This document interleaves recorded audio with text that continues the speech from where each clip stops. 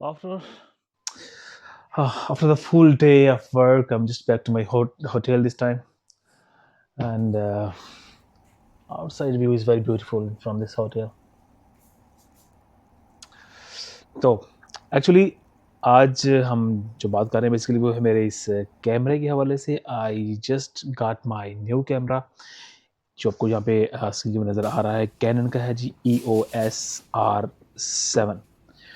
Okay, इस चीज़ के हवाले से मुझे ये थोड़ा सा चीज़ें बता दूंगा आपको कि चाइना में बेसिकली कैमरा के जो मैंने ख़रीदा है इसकी तकरीबन प्राइसेस क्या है और किस किस तरह से ये प्राइस होती है डिफरेंट मार्केट्स के अंदर।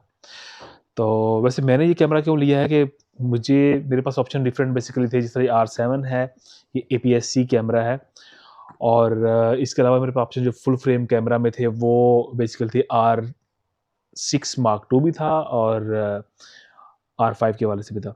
बट डेफिनेटली वो कैमरा जो है वो काफ़ी कॉस्टली हैं एज़ कम्पेयर टू इस कैमरा की, और उसके लेंसेज जो होते हैं वो भी एज़ कम्पेयर टू इसे काफ़ी जो है वो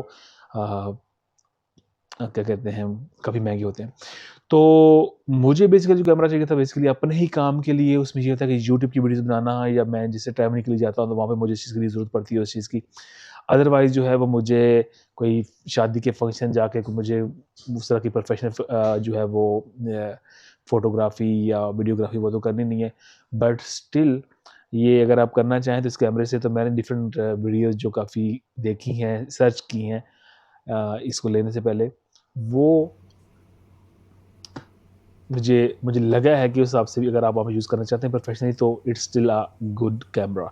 लेकिन इसकी जो प्राइस रेंज है वो एज़ कम्पेयर टू उन कैमराज़ के, जैसे मैंने बोला कि R6 या R5 जो है उससे काफ़ी कम है। तकरीबन 2.5 लाख से 3 लाख रुपए का सिर्फ बॉडी का फ़र्क है। लेंस की प्राइस उससे अलहदा है।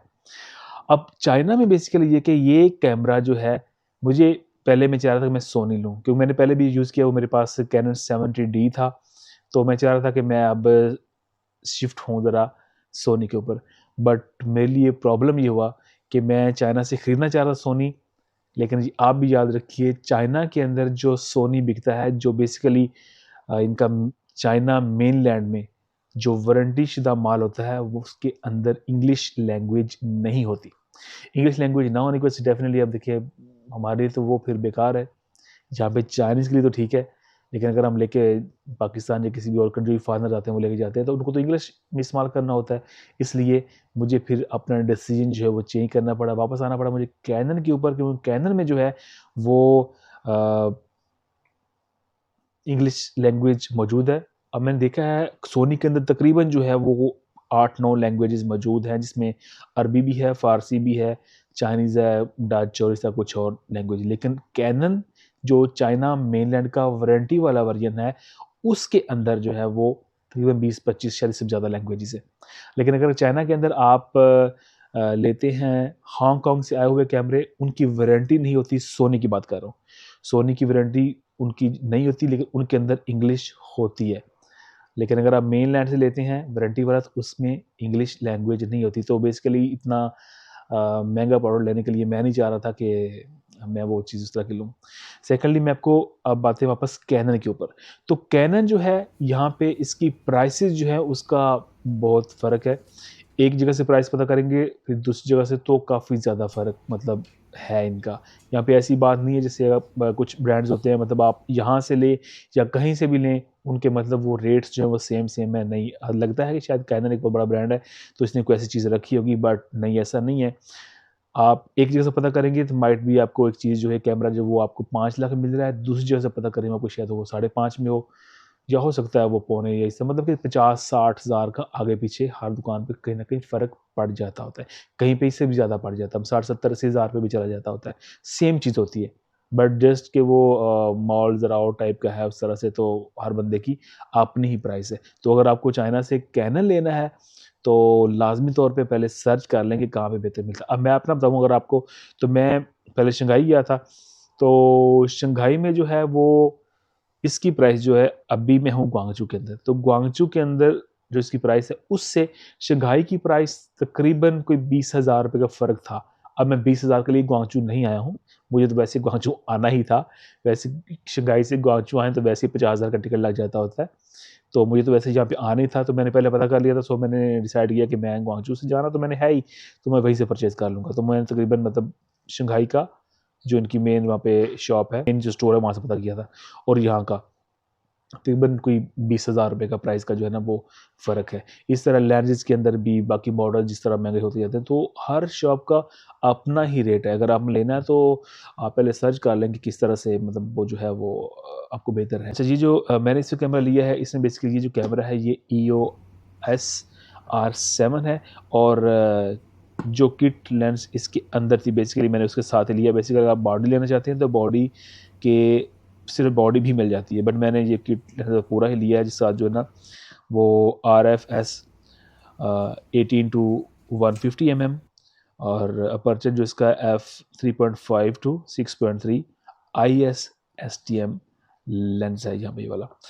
अब ये है कि जब मैंने ये आप नया कैमरा लेते हैं ना, आपने चेक करना है तो बेसिकली यहाँ पे देखिए इसका ये स्टिकर लगा हुआ है। इस स्टिकर में यहाँ पे एक नज़र आ रहा है आपको, ये एक बार कोड है, सॉरी ये एक QR कोड है। ये QR कोड जो है अपना, अगर आपका वीचैट है, अगर आप चाइना में आए हैं तो डेफिनेटली आपके पास वीचैट होगा, तो आपने इसको स्कैन करना होता है इसको, तो आपको वापस बिल्कुल सामने पूरी डिटेल दे देता है कि ये पहली दफ़ा स्कैन हो रहा है। पूरी डिटेल नहीं सॉरी, बल्कि बताता है कि ये चीज़ जो है ये मेन लैंड चाइना में बिक रही है, और ये फर्स्ट टाइम इसको स्कैन किया जा रहा है, मतलब इससे पहले इसको किसी ने स्कैन नहीं किया होगा। और क्योंकि ये भी जो QR है जैसे स्कैन नहीं हो सकता, ये थोड़ा सा नीचे से हाफ नज़र आ रहा है हमें, और नीचे से जो है वो हाफ छुपा हुआ है। जब सेकंड टाइम आप इसको मतलब करेंगे स्कैन, तो वो आपको शो कर देगा जब ये जो ये कोड है ये सेकंड बार जो ये स्कैन हो रहा है। तो इस तरह से ये चीज़ जो होती है।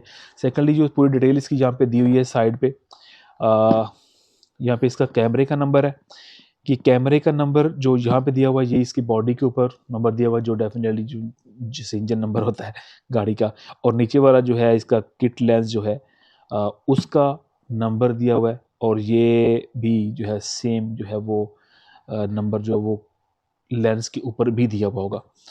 तो आप इसको देख के मैच कर सकते हैं, मतलब कि वही चीज़ है, अंदर जी को रीपैक नहीं है, जो अंदर से निकल रहा है वो बाहर जो लिखा हुआ है उसके मुताबिक पूरी यहाँ पे मैच हो रही है।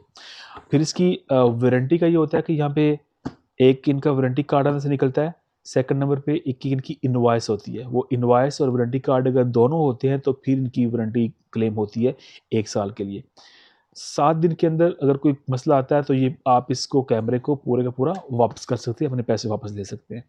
अगर 15 दिन के अंदर कोई ना कोई मसला आता है, आपको लगता है क्वालिटी प्रॉब्लम आपने कोई किया है, कोई आ गया, लग रहा है इश्यू है, तो 15 दिन के बाद वो मतलब ये है कि आप इसको बदल सकते हैं, वापस नहीं होगा, पैसे नहीं मिलेंगे आपको।